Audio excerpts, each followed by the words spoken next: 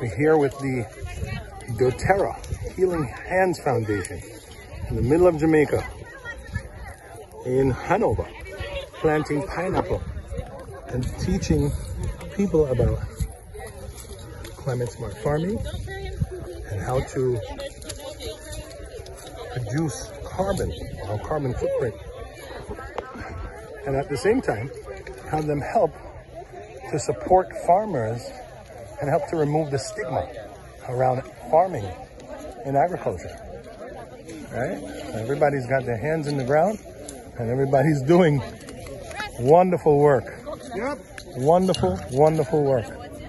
I don't think we could have put in all of this pineapple as fast as we did. It's crazy. That's so awesome.